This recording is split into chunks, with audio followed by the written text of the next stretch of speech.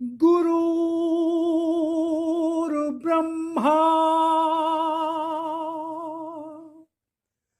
गुरुर्विष्णु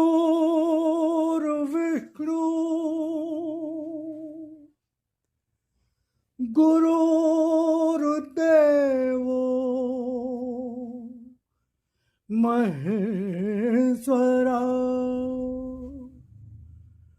गुरुर्साक्षात् परब्रह्म तस्मै श्री गुरुवे नमः।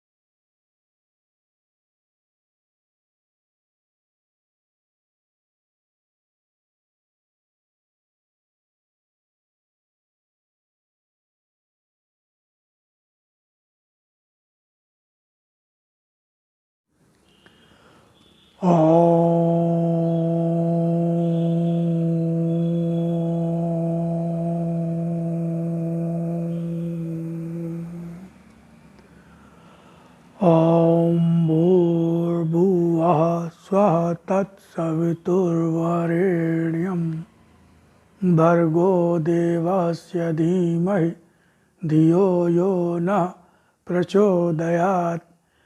हे प्राण स्वरूप, दुख नाशक, सुख स्वरूप परमात्मा, मैं तेरे उस अनिर्वचनीय तेज का ध्यान करता हूँ जो आनंद देने वाला। हे प्रभु, मेरी बुद्धि को, मेरे कर्म को अपनी ओर ले जा। ओम ओम। आपका स्वागत है और आशा करता हूँ ईश्वर कृपा से आप सपरिवार आनंद से होंगे। तो आज हम भगवत चर्चा करेंगे, भक्त और भगवान। आदेश है ईश्वर का 3/21। लाभ हानि का केंद्र न बनाओ जीवन को। लाभ हानि का केंद्र न बनाओ जीवन को। 21 जनवरी 1996। इसके पूर्व मैं भगवान की वाणी का परिचय देता हूँ ताकि जो लोग नए लोग हैं, जो नए साथी, नए मित्र हैं, पहली बार सुन रहे हैं, तो उनको भगवान की वाणी क्या है, कैसे है, किस लिए है, तो इसका थोड़ा परिचय देता हूँ। लेकिन जो हमारे पुराने मित्र हैं, जो पुराने साथी हैं, जो भगवान की वाणी के बारे में समझ चुके हैं, जान चुके हैं, तो वो मैं टाइमिंग दे देता हूँ। उतने टाइम का वीडियो वो स्किप करके जहाँ से भगवान की वाणी का पाठ शुरू होगा वहाँ से उसको शुरू कर सकते हैं। इस बीच का वो चाहे तो, अगर समय का अभाव हो तो वो स्किप कर सकते हैं।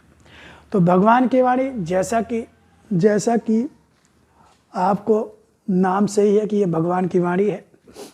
भगवान की वाणी जैसे गीता भगवान ने साक्षात उनके श्रीमुख से निश्चित हुई निकली और उन्होंने अपने भक्त अर्जुन को सुनाई। एक एक शब्द उनके मुख से निकला था। उसी तरह से भगवान ने कहा कि आज मैं पुनः उसी गीता के संदेश को मैं स्वयं लिप रूप में अवतरित होकर जिस रूप में परम पूज्य देवी माँ की स्वचालित लेखनी के माध्यम से वाणी अवतरित हुई, उसको भगवान ने अपना लिप रूप कहा और उसको अपना साकार रूप दर्शन कहा। और जब चूँकि वो इतना समझ में नहीं आता है, हर आदमी उसको नहीं समझ सकता, तो उसको हिंदी अनुवाद किया गया जिसको भगवान की वाणी कहा गया। और जिस रूप में आया उसको लिप रूप कहा गया। अपना साकार दर्शन भगवान ने कहा, ये मेरा साकार रूप दर्शन है। और जिस हिंदी उसका अनुवाद है उसको भगवान की वाणी, जिसको भगवान ने अपना शक्ति रूप दर्शन कहा। और ये मार्च 1972 से जनवरी 2003 तक परम पूज्य देवी माँ की स्वचालित लेखनी के माध्यम से ये भगवान का लिप रूप अवतरण हुआ, ज्ञान आया। 400 से ज़्यादा वाणी खंडों में ये ज्ञान आया। और ये एक बात और आप समझ लीजिए इसको अच्छे से, कि ऐसा मत समझिएगा कि इसको देवी माँ ने अपने मन से सोच विचार के अपने ज्ञान के आधार पर चिंतन मनन के द्वारा लिखा है। देवी माँ ने और भी बहुत सी पुस्तकें लिखी, बहुत सी किताबें लिखी, जिसमें उन्होंने अपने को लेखिका लिखा है, लेखा लिखा है। लेकिन भगवान की मारी में उन्होंने अपने को प्रत्यक्ष लेखिका, समवायिका, संकलन कर्त्री, इस तरह से अपने को रखा है। तो लिप रूप भगवान ने कहा भी है कि गीता में भी कहा है कि अक्षरों में मैं ओंकार हूँ, ओंकार ओम ओम। तो ओम रूप अवतरण भगवान का हुआ ओम। और ये वाणी क्या है? वाणी क्या है? लिपि क्या है? अक्षरों का समूह ही तो है, अक्षरों का समूह ही तो है, समूह ही तो है। तो भगवान तो किसी भी रूप में आ सकते हैं, उनके लिए कोई बंधन थोड़ी है, उनके लिए कोई बंधन नहीं है। सारे रूप उनके, वो किसी भी रूप में आ सकता है। ओम रूप तो उन्होंने कहा कि अक्षरों में ओम, तो अक्षरों में, तो ये तो अक्षरों का समूह है। भगवान की वाणी तो अक्षरों का समूह है। तो ये इसलिए क्योंकि लिखे पढ़े का युग है, क्योंकि जैसा युग होता है उसी अनुरूप भगवान अवतरित होते हैं। जब आसुरी शक्तियाँ बढ़ जाती हैं, राशि शक्तियाँ बढ़ जाती हैं, तो आजकल का समय भी बहुत असाधारण समय है, साधारण समय नहीं है। आसुरी शक्तियाँ बहुत बढ़ी हुई, राशि शक्तियाँ बहुत बढ़ी हुई हैं। आप देख रहे हैं, आप अखबार में, टीवी पे, इस पर सब सुनते हैं क्या क्या हो रहा है, क्या क्या इंसान क्या कर रहा है। भगवान ने वाणी में कहा इंसान की तुलना करने लायक तो कुछ है ही नहीं जिससे उसकी तुलना की जा सके। वो इतना गिर चुका है, इतना गिर चुका है, राक्षस भी शर्मा जाए, उनकी तुलना राक्षसों से भी नहीं की जा सकती। इतने जो इतना नीचे गिर चुका है, इतना कुकृत, विभत्स कुकृत बढ़ गए उसके। इसीलिए भगवान का अवतरण हुआ, भगवान का अवतरण हुआ लिप रूप, ताकि उसकी, क्योंकि बहुत से लोग हैं भाई नहीं जा सकते, नहीं पहुंच सकते, तो घर में बैठकर भगवान की वाणी तो पढ़ सकते हैं, भगवान की वाणी का वाचन तो कर सकते हैं। उसमें तो कहीं वेशभूषा का, इसका उसका कहीं कोई वो भी नहीं है। भाई आदमी होता है तो आदमी उसकी टीका करने लगता है, अरे ये तो चाय पीते हैं, अरे ये तो कोल्ड ड्रिंक पीते हैं, अरे ये तो जो आज समोसा खा रहे थे, अरे ये तो ऐसे बैठते हैं, ऐसे उठते हैं, ऐसे चलते, टीका टिप्पणी होने लगती है आलोचना। लेकिन ये भगवान की वाणी है, लिप रूप, उसमें आप क्या, उसमें ना उसका रंग है, ना रूप है, ना उसका जाति है, ना उसका कुछ है, ना कुछ है। और हमारी आपकी आम भाषा में, आम भाषा में जैसे हमारे जीवन में घटनाएं घटती हैं, उदाहरणों को लेकर भगवान ने समझाया। जैसे घर का जो बड़ा बुजुर्ग होता है अपने परिवार से बातचीत करता है, अपने बेटे को समझाता है, अपने बच्चे को समझाता है, उस तरह से वो स्वयं आपके सारे प्रश्नों को, भगवान तो उससे कुछ छिपा नहीं, कुछ भी छिपा नहीं है, वो सब कुछ समझता है, जानता है कि आपके अंदर कौन से भ्रम है, कौन सी शंकाएं, कैसे प्रश्न, वो सारे प्रश्नों का जवाब भगवान ने वाणी में स्वयं से दिया।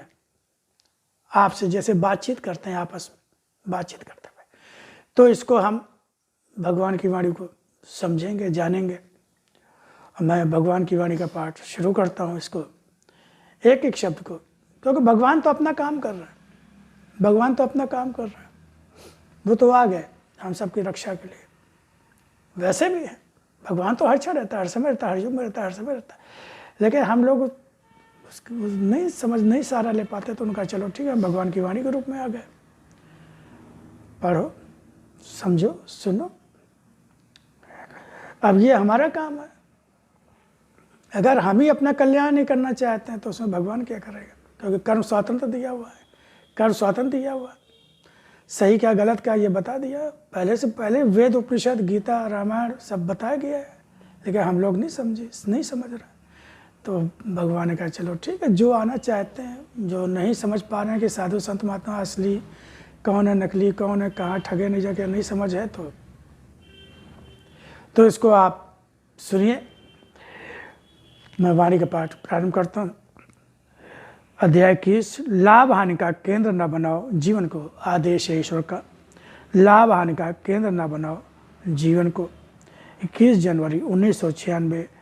हर क्षण ही जीवन को लाभ हानि का केंद्र न बनाओ, ना ही यह सोचो कि किस कार्य को जब मेरे लिए करोगे जीवन किसी भयंकर हानि में फंस जाएगा। मैं बता ही चुका हूँ कि जब भी तुम्हारा विश्वास मेरे प्रति भंग होगा, लाभ नहीं हानि ही पाओगे। यह तुम्हें बताना नहीं होगा कि कब कहाँ पर तुम्हारी बुद्धि ने विश्वास भंग किया है। जब भी आय व्यय और संचय का हिसाब जीवन में प्राथमिकता पा जाता है, जीवन का रूप ही बदल जाता है, मगर फिर भी तो वह तुम्हारी बुद्धि में ग्रहण नहीं हो पाता है। अगर भक्त हो तो भक्ति जिसकी करते हो उस पर, उसके अस्तित्व पर, उसके दिए संरक्षण, कृपा और आशीर्वाद देने वाले रूप पर विश्वास रखो। अगर मुझे पहचाना ही नहीं है तो भटक चुके हो अपने जीवन की राह पर, फिर कहीं भी राह खोज कर भी पाओगे नहीं। सत्य पर विश्वास बिखर रहा हो तो अवसर रहते उसे बचा लो, अन्यथा जीवन जिस तरह विश्वास को बिखराता जा रहा है, जीवन स्वयं भी बिखरना आरंभ हो गया तो बचा भी नहीं पाओगे। विश्वास किया है तो मुझे पहचानना भी आवश्यक था। मुझे जिस रूप में पहचाना वह रूप तुम्हारा क्या था? क्या मात्र कोई रूप था, अथवा क्षण भर की कोई अनुभूति थी, अथवा कुछ पा जाने का स्वार्थ सिद्ध हुआ था? कहीं कोई न कोई खोट जब मन में बची रह जाती है, मन उसे अपनी कसौटी मानकर उस पर मुझे परखने का प्रयत्न करता है, मगर सत्य यहीं पर स्वयं तुम्हारे अपने ही असत्य को परख कर तुम्हारा ही सत्य स्पष्ट कर देता है और फिर जीवन निराश्रय सा हो जाता है।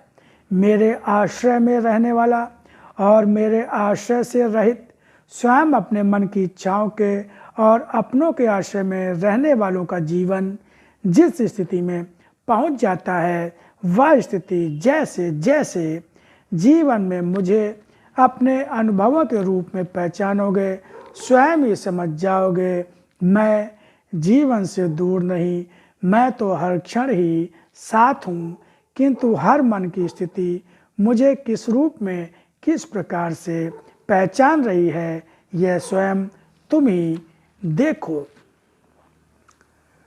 तो आपने अभी सुना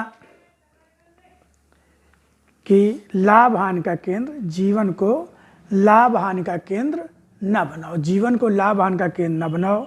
जीवन को अब सुना, अब इसके आगे आप सुनेंगे अध्याय 22 आदेश है ईश्वर का 3/22। मैंने चाहा है जीवन का वह रूप जो संपूर्ण सत्य हो। मैंने चाहा है जीवन का वह रूप जो संपूर्ण सत्य हो।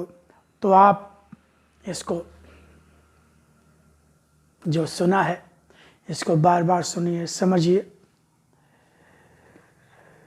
क्योंकि भगवान अपना काम कर रहे हैं और आप तक भगवान की वाणी पहुँचे, ये काम भी हो रहा है भगवान की कृपा से, दया से। अब आपको काम अपना करना है।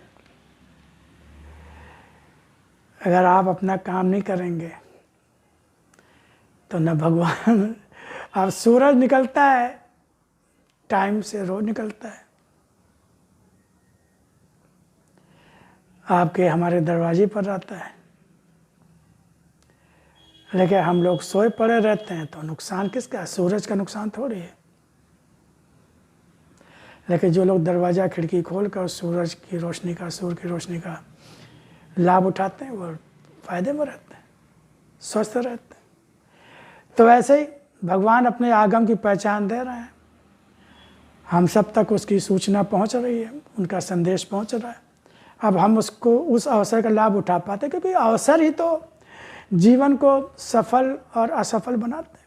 अवसर तो आते रहते हैं, जो लोग अवसर का लाभ पहचान कर अवसर का लाभ उठा लेते हैं वो सफल हो जाते हैं, जो अवसर का लाभ में वो रोते रहते हैं, परेशान रहते हैं। अब कठिनाइयाँ क्या धीरू भाई अंबानी के जीवन में नहीं थी, उनके जीवन में बहुत सारी कठिनाइयाँ थी, लेकिन उस कठिनाइयों के बीच भी उन्होंने अब सतर्क रहे, सजग रहे, और जब भी अवसर मिला उन्होंने उसका लाभ उठाया, और आज कुछ चुनिंदा अमीर लोगों में उनका नाम आता है। उनकी तरह अब आज लाखों करोड़ों लोग बनना चाहते हैं, लेकिन उन्होंने अवसर का लाभ उठाया, अपने को बदला। तो भगवान ने कहा जन जन तक पहुँचो, जहाँ अंधकार है उस मन तक पहुँचो जहाँ मेरी पुकार है, उस मन तक पहुँचो जहाँ मेरी पुकार है। तो जन जन तक पहुँचने का कार्य हो रहा है। एक छोटा सा गिलहरी सा कार्य मैं भी कर रहा हूँ, भगवान की दया कृपा से, उनकी शक्ति सामर्थ्य बल से, इच्छा से। इसमें आप भी अपना योगदान करिए, इस प्रयास को सफल बनाइए, स्वयं भी इसको ग्रहण करिए, लाभान्वित होइए और इसको आगे बढ़ाइए, औरों तक पहुँचने के माध्यम बनिए, और तक पहुँचाइए, इसके माध्यम बनिए। ये भी तो एक ईश्वर कार्य है। अगर किसी का जीवन बनता है, संवरता है हमारे आपके प्रयास से, तो वो भी एक अच्छा कार्य ही तो, पुण्य का कार्य ही तो हुआ। तो इसके बाद इसका चिंतन मनन करिए। ओम ओम।